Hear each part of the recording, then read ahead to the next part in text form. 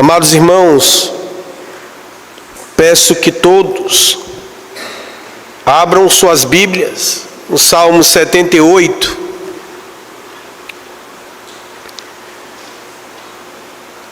Salmo onde leremos os versos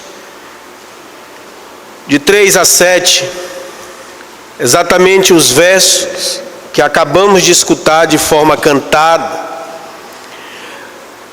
Farei a leitura dos versos e os irmãos acompanham em suas Bíblias. Salmo 78, a providência divina na história do seu povo. Verso 3: o que ouvimos e aprendemos, o que nos contaram nossos pais, não encobriremos aos seus filhos. Contaremos à vindoura geração os louvores do Senhor e o seu poder e as maravilhas que fez.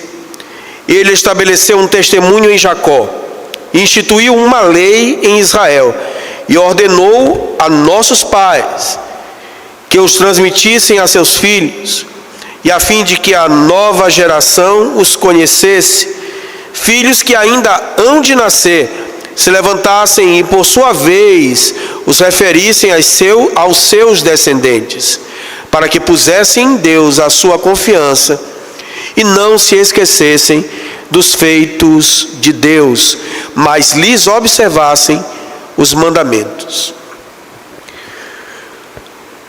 Neste momento, Senhor, nós buscamos a Tua presença na certeza de que Tu és poderoso e gracioso para falar ao Teu povo, apesar da nossa pequenez, mas que Tua palavra encontre guarida no coração de todos nós, os Seus servos, em nome de Jesus. Amém. Não faria diferente de como tenho feito todas as vezes que chego aqui, e me lembro, ainda ontem, quando tive uma oportunidade de falar numa reunião da Federação de Homens do Centro-Oeste, mais uma vez lembro e digo a mesma coisa. É uma tremenda alegria estar com a Bíblia aberta aqui. Porque certamente tem lugares em que nós não conseguimos fazer isso. Não conseguiríamos fazer isso. Não conseguiríamos sair das nossas casas para chegar até um templo, né? Temos essa liberdade. O nosso país ainda nos dá essa liberdade. Não fomos impedidos no meio desse caminho. Chegamos até aqui. E aqui já oramos, lemos a palavra, louvamos e agora vamos escutar. E o melhor disso tudo, além da palavra escrita estar na nossa frente, o Espírito Santo está a nos iluminar. Isso é por demais motivo de alegria. Eu espero que o Senhor nos conduza dessa forma sempre. E por que tenho dito isso? A revista Isto É, em seu gênero Isto É Dinheiro, publicou, através da imprensa alemã, numa pronúncia que vai me faltar a melhor qualidade aqui, mas creio que quem escreveu foi dentro de abril de 2022, a matéria dizia assim mesmo: pela primeira vez, menos de 50% dos alemães são oficialmente católicos ou protestantes. Isso estava em abril de 2022, nós já estamos em maio de 2025. Eu nem sei para onde foram esses números mais. A matéria dizia: queda no número de fiéis das duas grandes igrejas da Alemanha é sentida há décadas, mas se acentuou nos últimos 6 anos. Segundo projeção, em 2060, somente 30% da população será oficialmente católica ou evangélica. Aqui faço um ponto. Ele disse que 30% serão católicos ou protestantes. Isso ele está associando todo o cristianismo. Nem se sabe quantos evangélicos e protestantes vindo da reforma estarão dentro dos 30%. Essa é a projeção.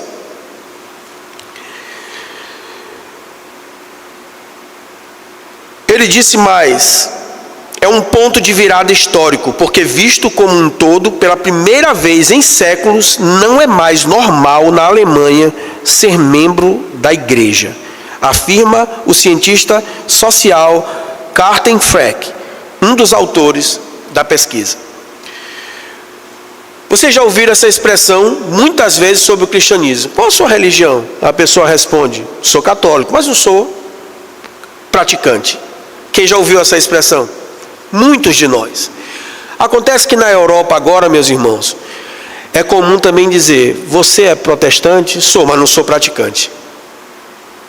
Vocês acreditam nisso? Isso está dentro das pesquisas. Há um quadro terrível que eu peço que a nossa querida Stephanie na transmissão possa colocar para a gente. Essa pesquisa ela revela exatamente o que vocês estão vendo aí. Nos anos de 1970, 48% eram protestantes, 46% eram católicos. Logo, 94% da população era de cristãos e somente 4% se afirmavam sem religião. Pulem para 2023. Vocês conseguiram ver? 21% da população alemã se declara como protestante, 24% se declaram como católicos. Agora olha o salto: 49% se declara sem religião. Eu não tenho religião, não tenho nenhuma afeição por religião. Agora esse retrato, eu estou falando da Alemanha. A Alemanha é um dos lugares, como a Inglaterra, como a Holanda, como a Suíça, como tantos outros na Europa, foram berços de reformadores. É onde o Evangelho seguiu, aonde ele se expandiu para o Ocidente. O reverendo Hernandes fala muito bem sobre isso, não é mesmo, presbítero Tiago? Sempre fala que a Europa foi o berço dos grandes missionários, mas hoje a Europa é campo de missão, é objeto de missão. E o que isso realmente tem a ver? Coloca o outro gráfico, Stephanie. Essa linha ela é tenebrosa. É porque talvez não esteja dando para vocês verem, mas a pintada de azul são os protestantes.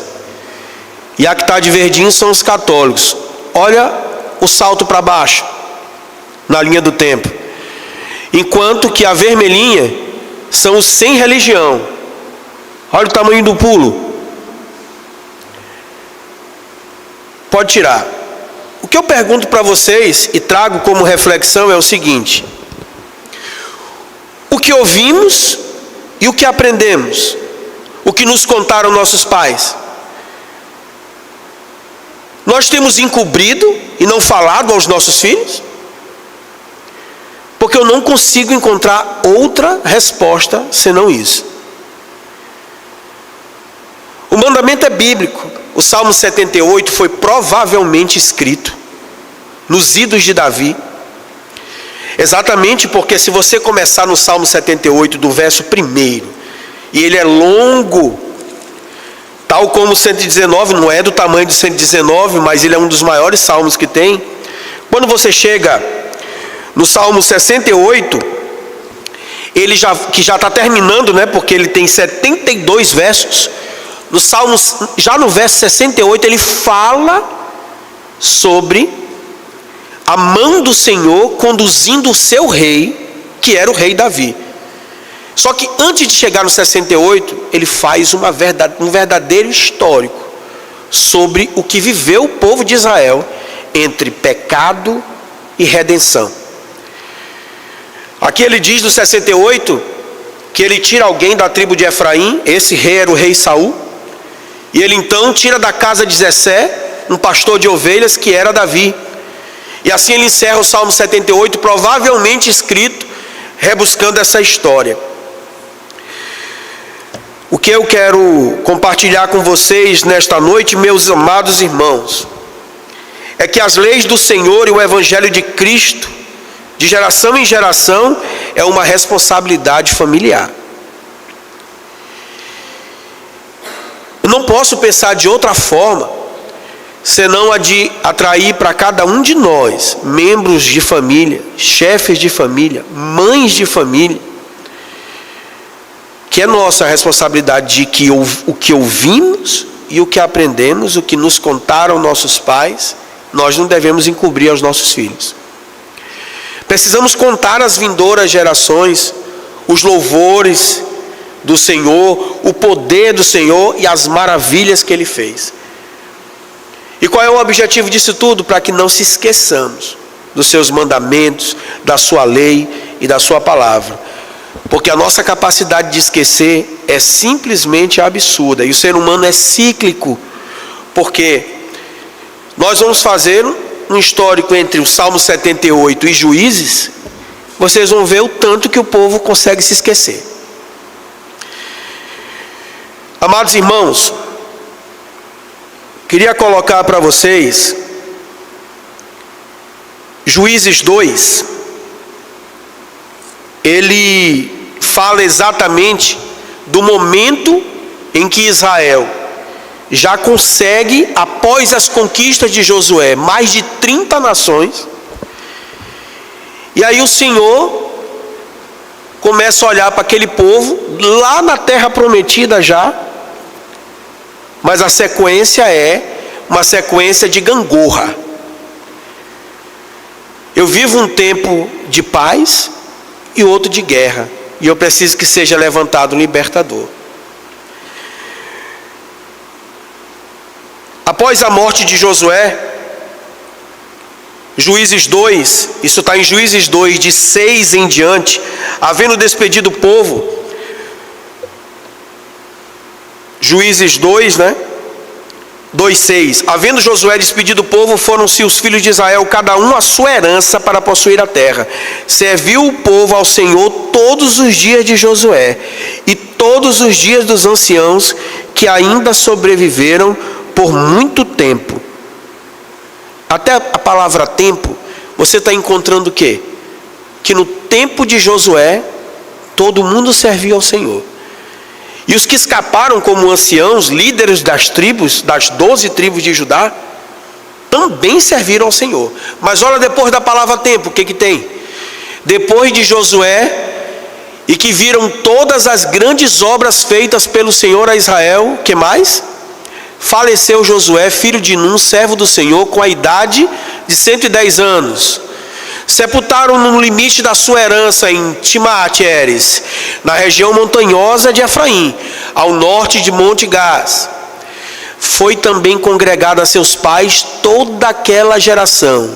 Mas aí, a outra geração após eles, após Josué e os anciãos, que não conhecia o Senhor, nem tampouco as obras que fizera a Israel. O que isso nos leva a crer?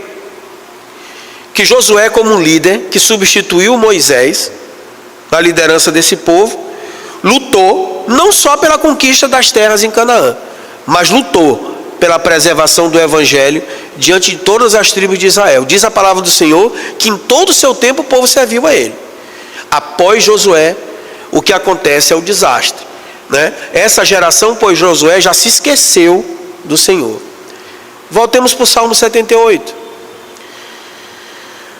O que ouvimos e aprendemos, o que nos contaram nossos pais, não encobriremos aos nossos filhos.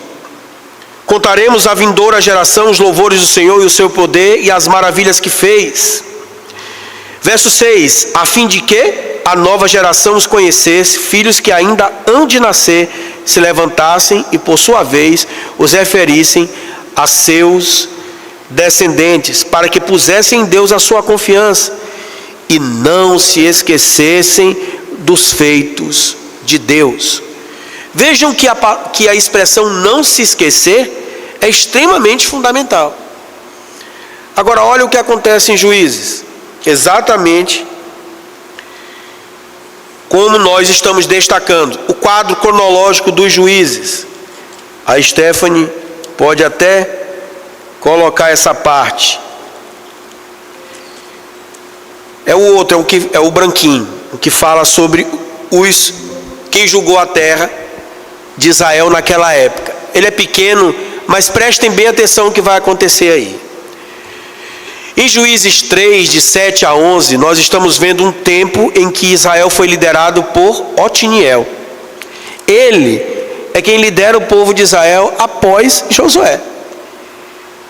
Exatamente porque, meus irmãos, acompanhem comigo o raciocínio. A Bíblia não acabou de dizer para a gente que a geração após Josué tinha se esquecido do Senhor e tinha pecado contra Ele?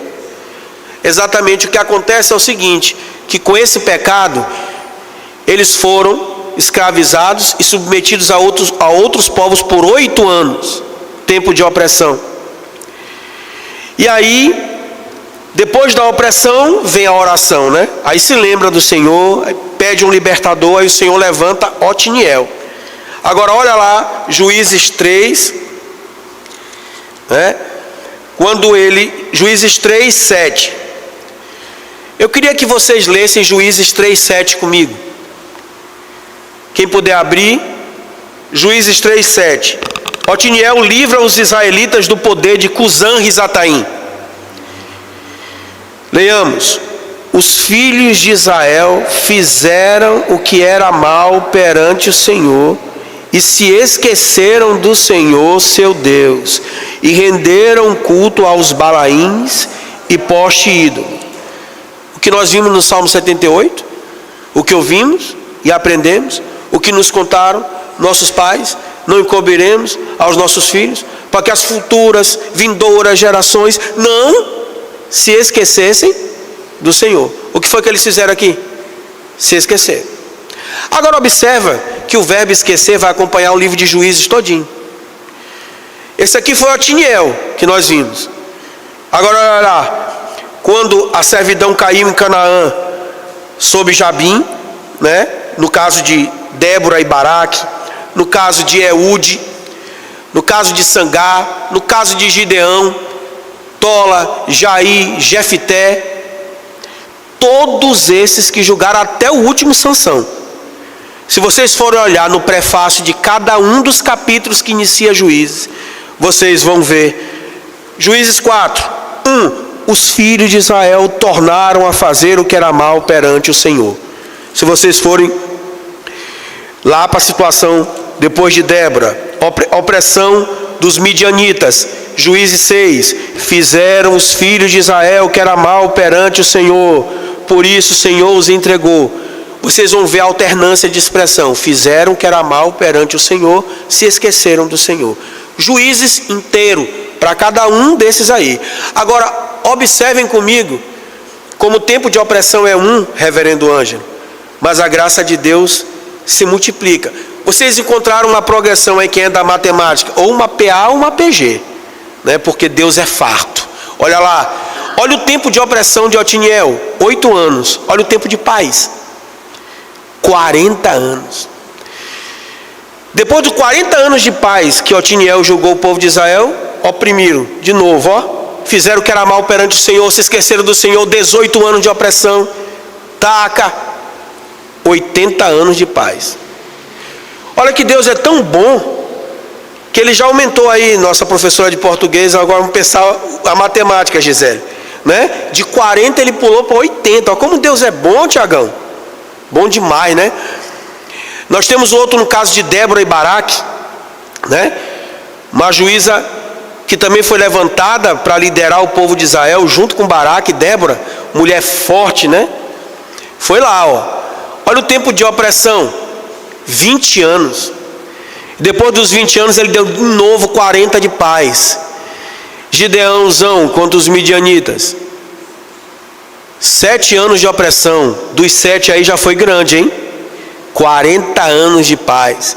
E assim vocês vão vendo que Deus vai dando tudo isso. Pode tirar, minha irmã Stephanie. Essas ilustrações são apenas para dizer o seguinte: fazendo um resgate histórico, acompanhem comigo o raciocínio. Não percam agora. Olha a história. Deus faz uma aliança com o seu povo. Gênesis 12. Abraão, segundo patriarca, Isaac, terceiro patriarca, Jacó. Eles entram na terra prometida. Estavam em Canaã, até que veio a fome. Quando a fome veio, José já estava no Egito, o povo de Israel foi todo para onde? Para o Egito. Logo essa terra de Canaã ficou sozinha. sem ninguém.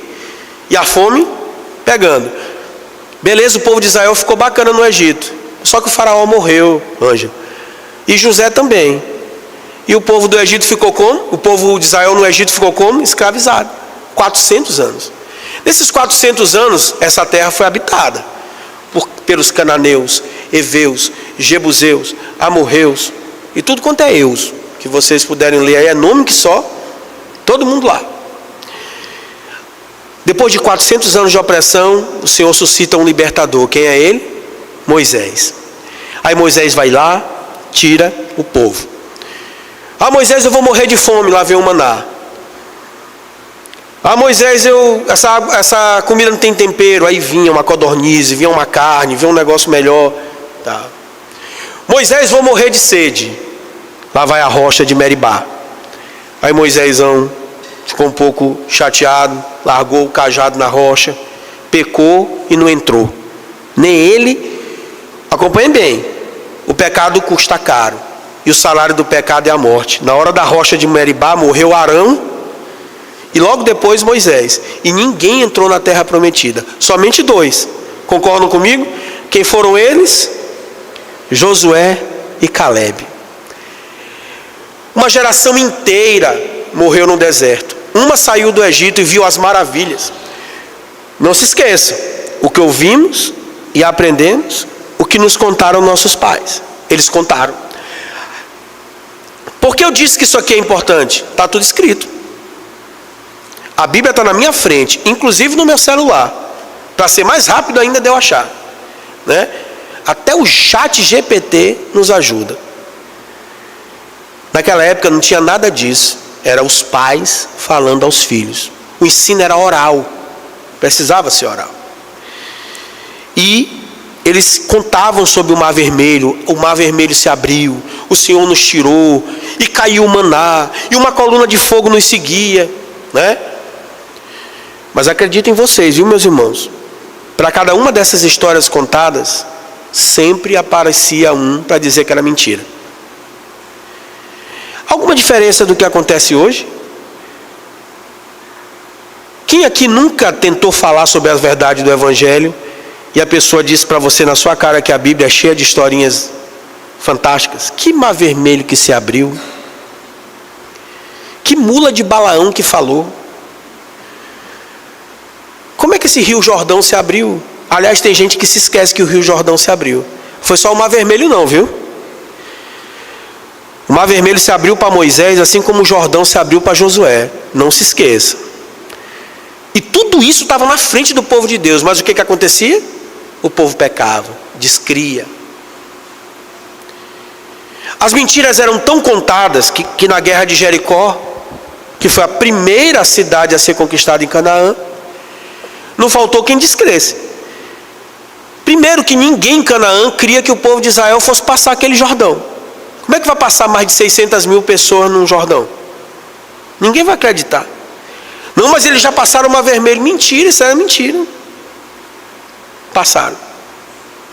E as maravilhas, os louvores do Senhor, o seu poder e as maravilhas que fez, estavam sendo contadas. E alguém dizendo que era mentira. Cabe a mim e a você dizer que é verdade.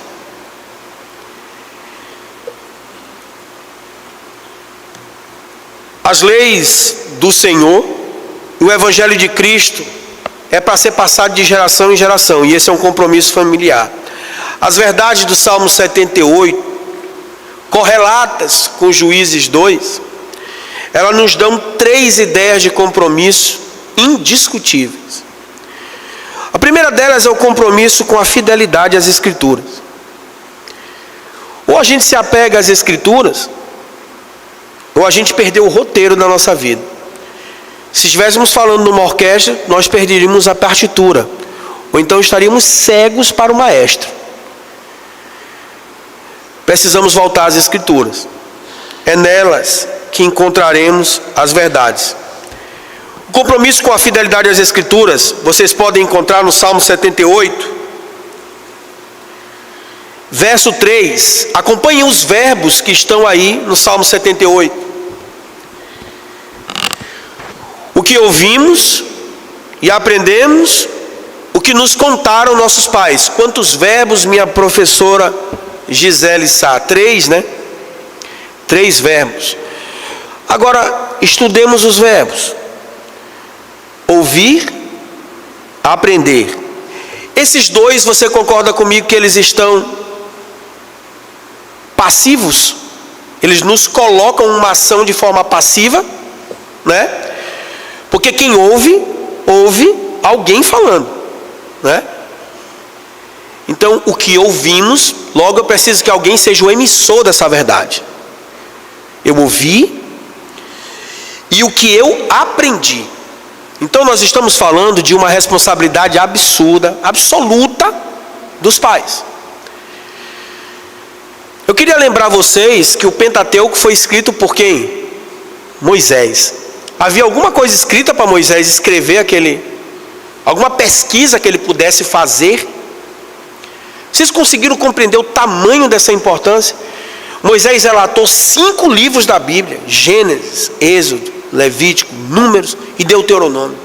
Todos na base do que, meu irmão?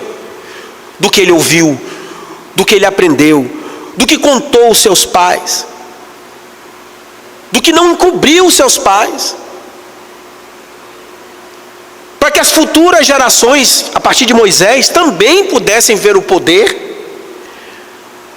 e as maravilhas que o Senhor fez e faz. Está tudo contado. Nós somos as futuras gerações.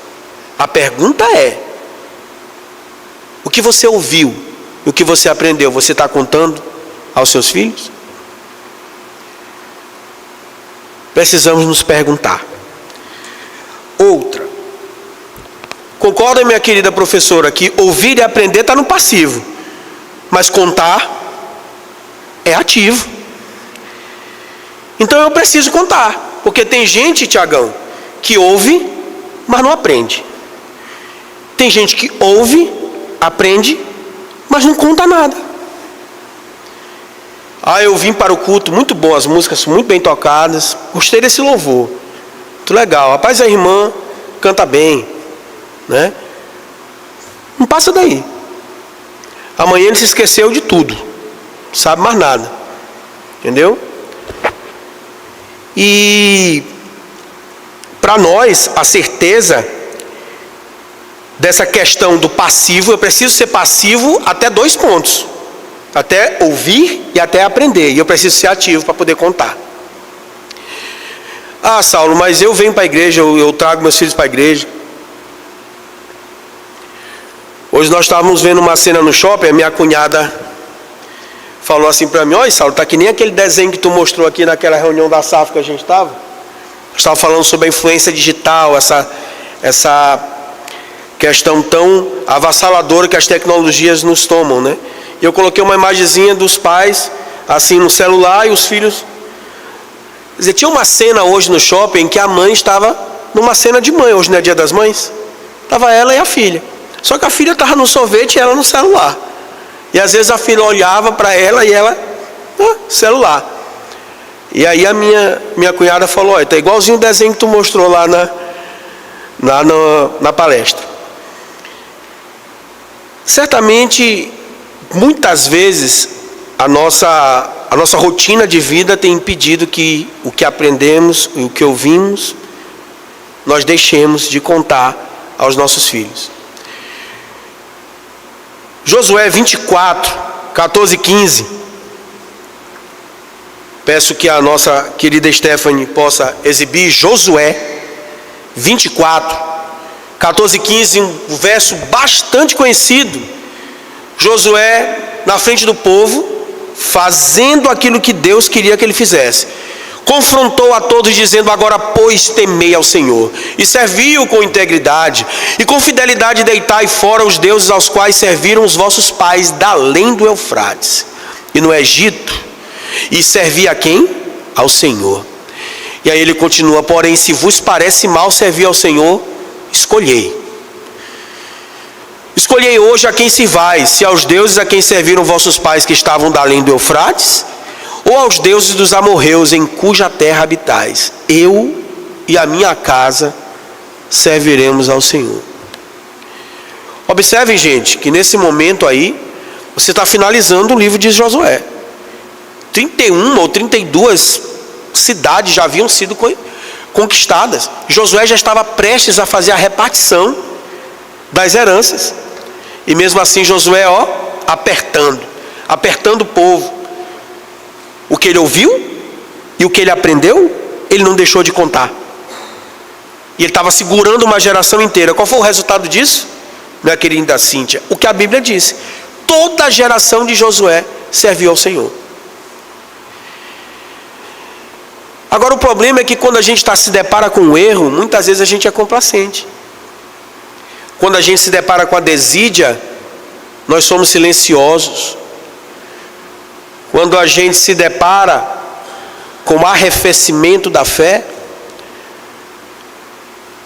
a gente não toma uma atitude. É preciso que a gente esteja encarrilhando o vagão no trilho o tempo inteiro. Porque a facilidade que a gente tem de pegar um caminho diverso é imensa. Quem controla essa ferrovia, muitas vezes se esquece que o caminho é um só. O Senhor precisa nos conduzir. Ele precisa ser o maquinista da nossa ferrovia. Precisa ser o piloto do nosso avião. Precisa navegar conosco na direção, ser o capitão da nossa nau. Não dá para ser diferente. As leis do Senhor e o Evangelho de Cristo de geração em geração é uma responsabilidade familiar. Ela nos lembra um compromisso com a fidelidade às Escrituras. Mas também nos lembra um compromisso com a verdade. Meus irmãos, quando a gente fala que o que a gente ouve, o que a gente aprende, o que nos contaram nossos pais, a gente toma como verdade. Eu queria lembrar uma coisa para vocês, vocês não vão esquecer. Em algum momento da sua vida, quase que unanimemente, tem sempre uns mais espertos. Quase todo mundo acreditou em Papai Noel. E por quê? Porque quem foi que contou sobre o Papai Noel? Não foram os pais? E sabe por que acredita? Porque as palavras dos pais são tidas como verdade. Uma curiosidade engraçada da minha filha está me olhando. Ela nunca acreditou em Papai Noel.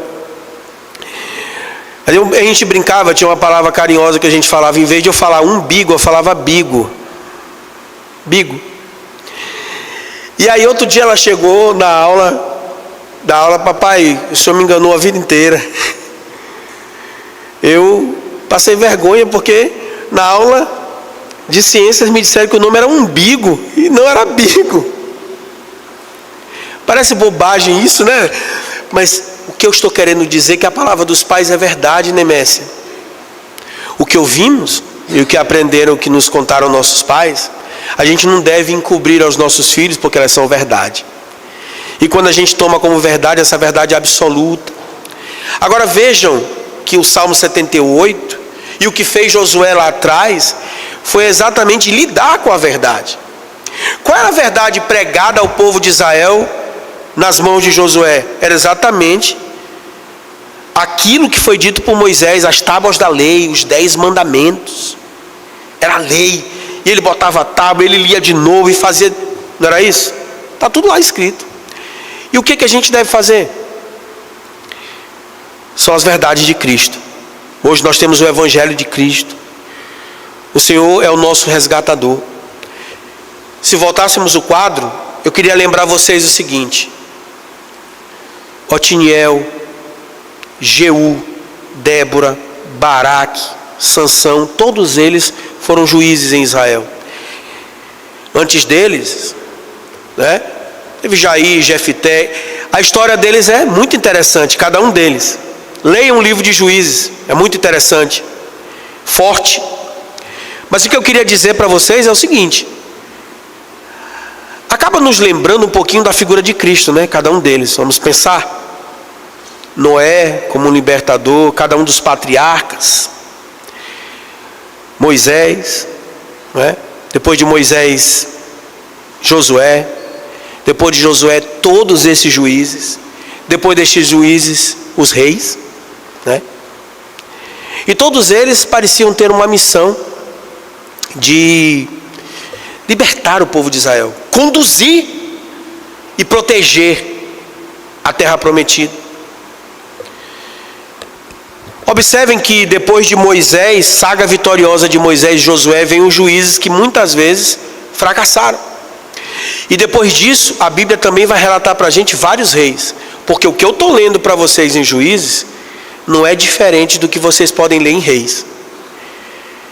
Porque se aqui no livro de Juízes, e fez o que era mal perante o Senhor, o seu povo, e se esqueceu do Senhor, exatamente o que está escrito nos livros 1 Reis e 2 Reis. O que teve de rei ruim e que se esqueceu do Senhor, não está escrito. Davi foi um tipo de Cristo também. A questão é o seguinte: o povo pecava e o Senhor levantava um libertador. O povo pecava, levantava Otiniel. Pecava, levantava Eude. Pecava, levantava Débora. Pecava, levantava Jair, Jefité, Sansão, tantos outros. Pecava, o povo pediu Saul, deu errado, chegou Davi. Depois de Davi, Salomão, e aí vai embora, rei.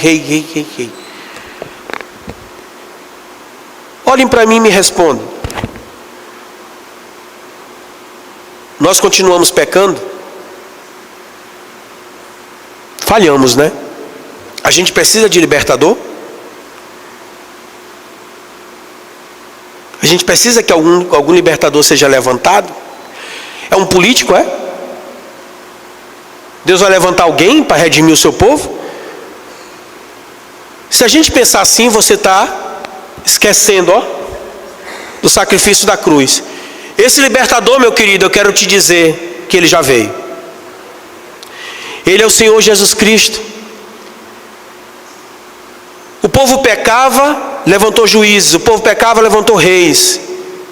Nós pecamos, todos nós estávamos destituídos da glória do Senhor. Mas o Senhor nos deu Jesus Cristo. Ele é o nosso resgatador. Ele é o nosso libertador. A pergunta é o seguinte: em cada uma dessas histórias, muita gente morreu. Quero lembrar para vocês que uma geração inteira morreu no deserto com Moisés. Uma outra entrou na terra prometida, e a outra, já na terra prometida, se esqueceu do Senhor. E você, está se lembrando do Senhor? Você está em qual carrilhão? Qual vagão? Qual o seu trem está indo para onde? Quando o Senhor voltar, que Ele é o nosso libertador, nós iremos com Ele? Essa é a certeza que nós devemos ter, não só para nós, mas é o compromisso de falar aos nossos filhos. E aí você vai dizer assim para mim: Saulo, eu não posso responder pela salvação do meu filho. A salvação é individual. Cada um tem a sua história com Deus. Uma coisa é certa, isso é verdade, cada um tem sua história com Deus. O que a palavra de Deus está nos colocando é o nosso compromisso de zelar e de falar a verdade. Se esse filho vai se desviar com seus próprios pés, pelas suas próprias ações, a decisão foi dele. Mas sobre você não recairá essa culpa. Agora, se a sua boca omitiu, se você foi negligente, não se esqueçam dos exemplos bíblicos. Exemplo bíblico clássico, o profeta Eli. O que foi que o Senhor requeriu dele? A própria vida. Porque ele se esqueceu de disciplinar os próprios filhos, que estavam roubando as ofertas dos profetas. E o Senhor os matou. A todos. Nós precisamos corrigir os nossos filhos. Nós precisamos falar aos nossos filhos, dizer a verdade aos nossos filhos. É um compromisso com as vindouras gerações.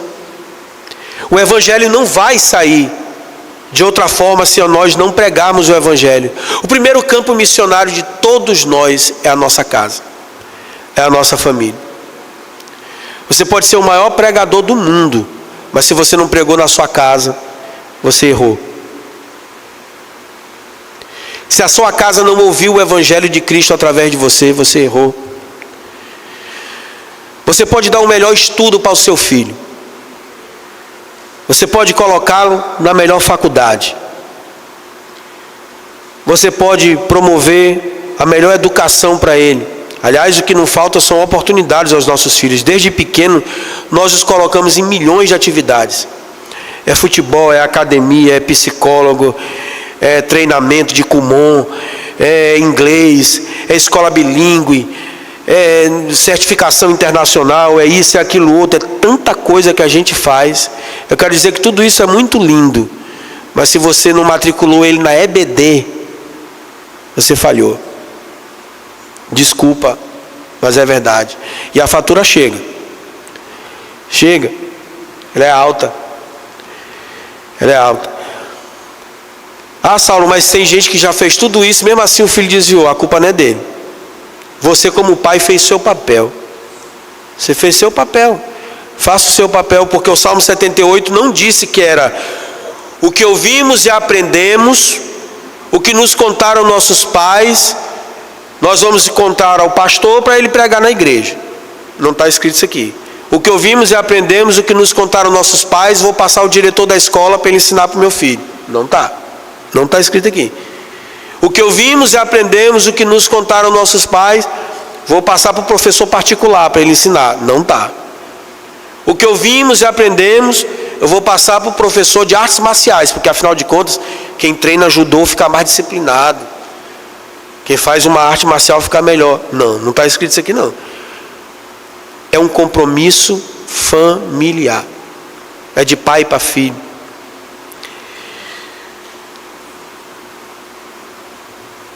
O compromisso com a verdade. Vejam que também nessa linha verbal do verso 4, ele diz: não encobrir, não encobriremos aos nossos filhos. Nós contaremos às vindouras gerações. Não encobrir é não camuflar, é não esconder, é não ludibriar, é não negar. Ah, Saulo, mas jamais eu vou encobrir a verdade do meu filho. Eu conto, eu falo de Deus para ele. Existem algumas formas também da gente encobrir a verdade aos nossos filhos. É quando a nossa prática de vida inviabiliza o nosso discurso.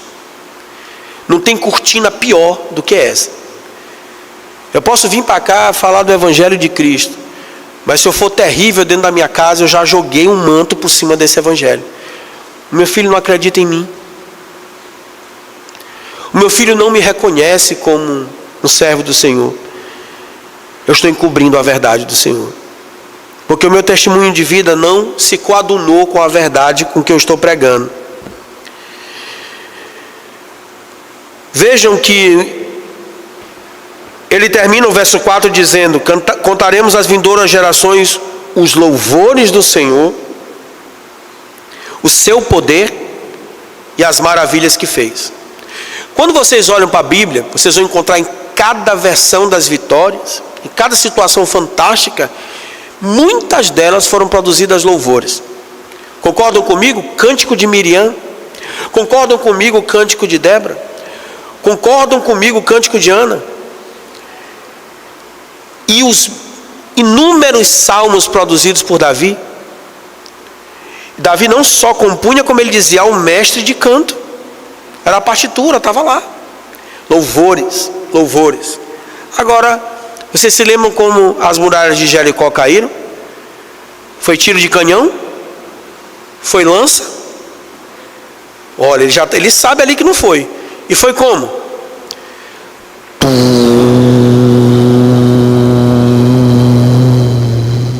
Trocando trombeta e chofar.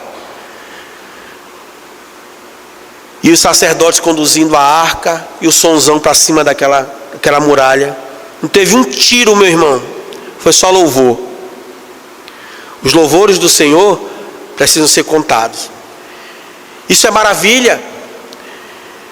O livro de Josué é uma verdadeira enciclopédia de alegrias e maravilhas. No livro de Josué a gente viu um povo inteiro passar pelo Jordão, a gente viu uma muralha cair sem um tiro, a gente viu 2 dias virarem um, porque Josué orou e o sol parou e a lua se deteve lá para o outro lado. Não sei se vocês sabem disso. Leiam aí, porque vai cair na gincana bíblica que os jovens vão fazer no próximo retiro. Entendeu? Vai cair. Quem orou e fez a terra parar, o dia parar? Josué. Entendeu, gente? É muita maravilha para ser contada, não para ser encoberta, né?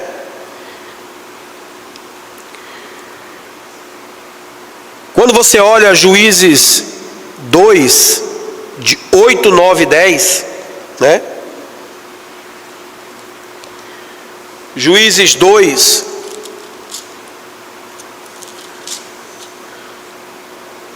nos versos 8, 9 e 10, que a gente até já leu, ele fala do falecimento de Josué, filho de Nun, servo do Senhor, com a idade de 110 anos.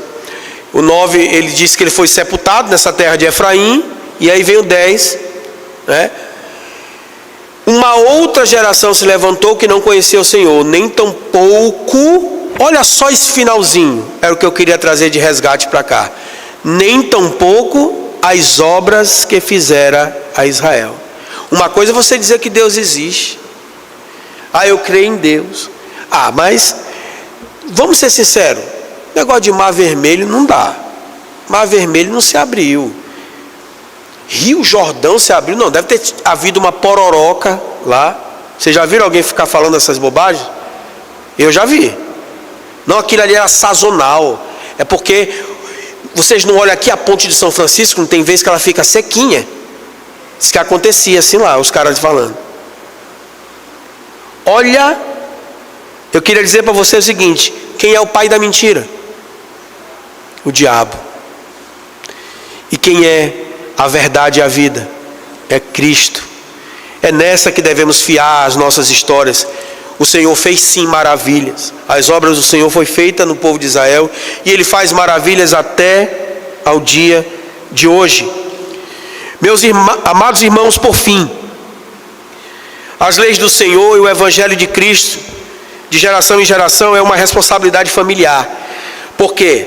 Porque nos traz um compromisso com a fidelidade às Escrituras, nos remete a um compromisso com a verdade, para que a gente dissipe o perigo do esquecimento.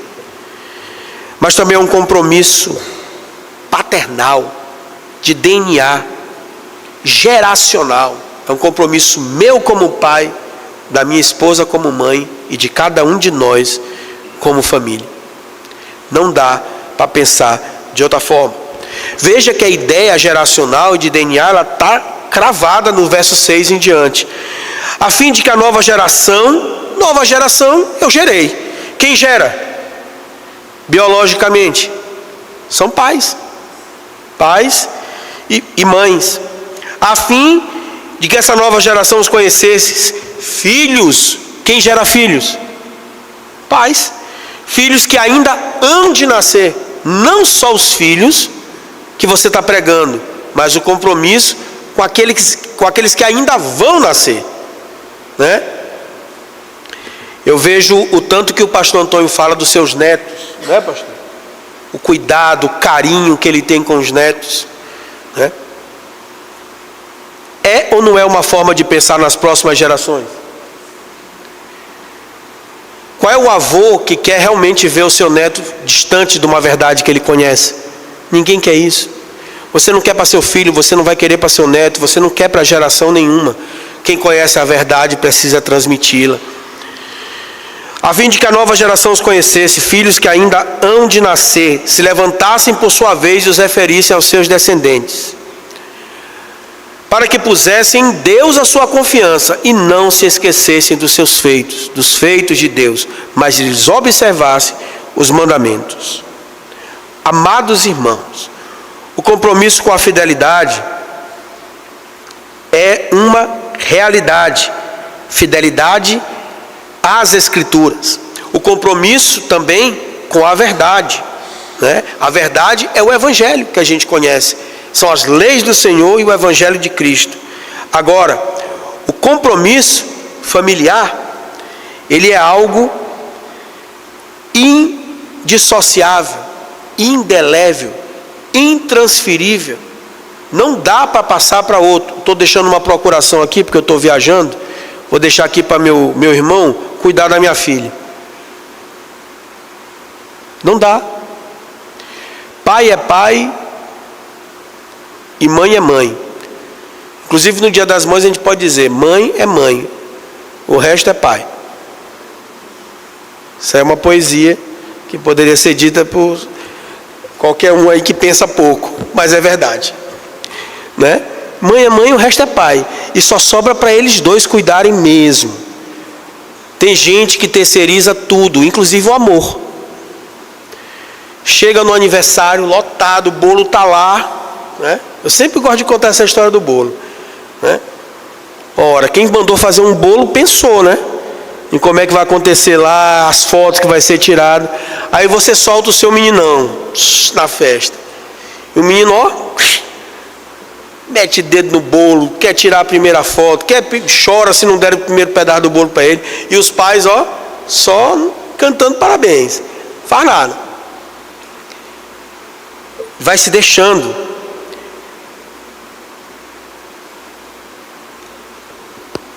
Quando você entra na internet, o que tem de chuva de informação e de teólogos hoje de internet é muito grande, né? E aí tem aquelas frases que são atribuídas a grandes pregadores. Tem inclusive perfis como o de Charles Spurgeon, né? Domingo passado, meu querido presbítero Tiago, num dos perfis associados a Charles Spurgeon, colocaram uma fala dele inteira sobre batismo infantil. Em pleno domingo. Sabe aquela publicação que vem para criar uma certa polêmica, né? Grande parte dos nós crentes que lidamos com a fé reformada entendemos e cremos no batismo infantil. E o Charles Spurgeon, o príncipe dos pregadores, citado às tantas pelo reverendo Hernandes e tantos outros pregadores, é o príncipe dos pregadores, Charles Spurgeon, mas associaram essa crítica ferrenha, feroz ao batismo infantil. Deixa eu dizer uma coisa para vocês. A primeira coisa que o manual do culto e tudo da nossa igreja presbiteriana fala é que o batismo não salva. Não é sobre isso, não é sobre salvação que o batismo trata. O batismo é uma substituição ao que a gente entende por aliança feita no Antigo Testamento como a circuncisão. Tem o mesmo efeito, né? O compromisso dos pais. O que nós estamos falando hoje à noite?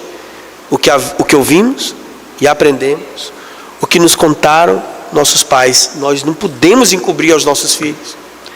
É só isso. É só isso. Ah, mas quando ele chegar a ficar maior, ele vai lá e decide. Ele vai fazer isso.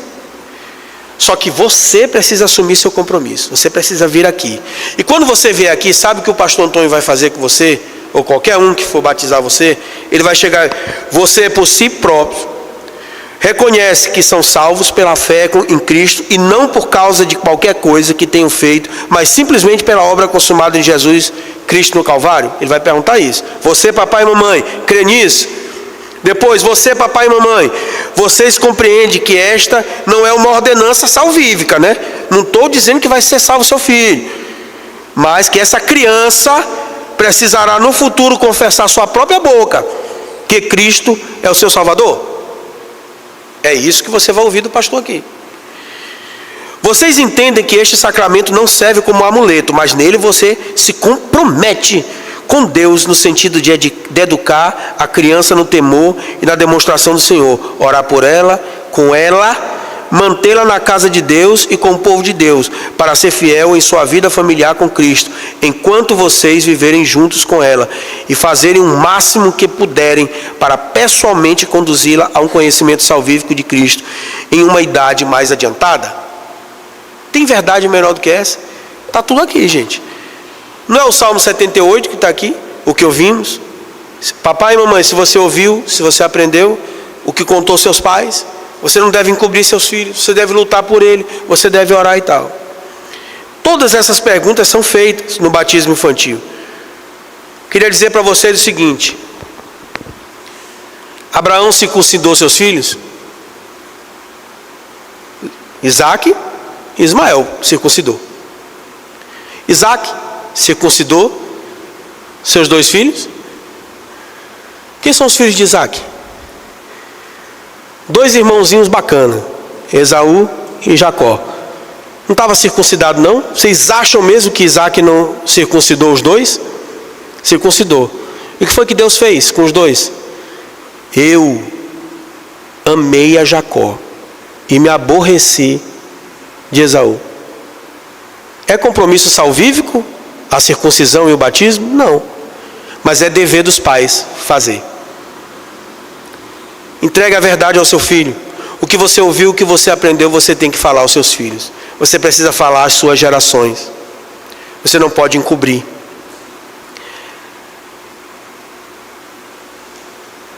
Para encerrar, eu digo o seguinte: você poderia me confrontar e dizer assim: Saulo, é o seguinte, a música foi cantada e o verso foi lido. O que ouvimos, o que aprendemos, o que nos contaram nossos pais. Mas veja bem, eu não nasci num lar evangélico.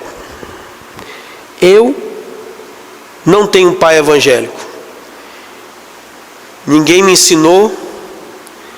Eu não ouvi de ninguém. Então como é que eu vou contar as verdades? Né? Que coisa difícil, né? Mas eu queria dizer para vocês o seguinte: Deus é o Deus que nós vimos benevolente. Tanto tempo de opressão ele dava mais de paz. Esse é o Deus verdadeiro. Nós somos atraídos de formas maravilhosas. Nós temos irmãos aqui na igreja que até me permitiram citar os nomes, né? Falei hoje pela manhã com eles um pouco. Pessoas que estão na nossa igreja e que não têm raízes evangélicas, não têm a maioria das pessoas da sua família no evangelho, não chegaram até aqui por nenhum convencimento, nenhuma palavra pregada na sua família, mas o Senhor os atraiu. Será que Ele não fez assim com o ladrão da cruz? E tantas outras conversões mirabolantes. O pastor conta sempre tantas aqui. Aquela da pessoa que foi para acabar com o culto, pastor, estava embriagado, entrou no culto para acabar com o culto, saiu convertido. Nós somos assim, impactados por esse evangelho. Você pode não ter ouvido do seu pai, da sua mãe, mas hoje tem alguém contando para você as verdades bíblicas, e já foi alcançado no seu coração. Cabe agora a você a contar as suas próximas gerações, né? De alguma forma o Senhor te atraiu, porque o Senhor chama quem Ele quer. Lembre-se, o apóstolo Paulo, antes de ser apóstolo, era Saulo, e ele era um perseguidor de Cristo. Ele era religioso demais, conhecia um Deus, mas faltava conhecer o verdadeiro. E ninguém contou para ele do Deus verdadeiro, mas o Senhor Jesus, de forma maravilhosa, se apresentou para ele. E na estrada de Damasco, ele disse: Saulo, Saulo, por que me persegues? E nunca mais. Ele então foi o outro homem, né? De perseguidor, ele passou a ser perseguido.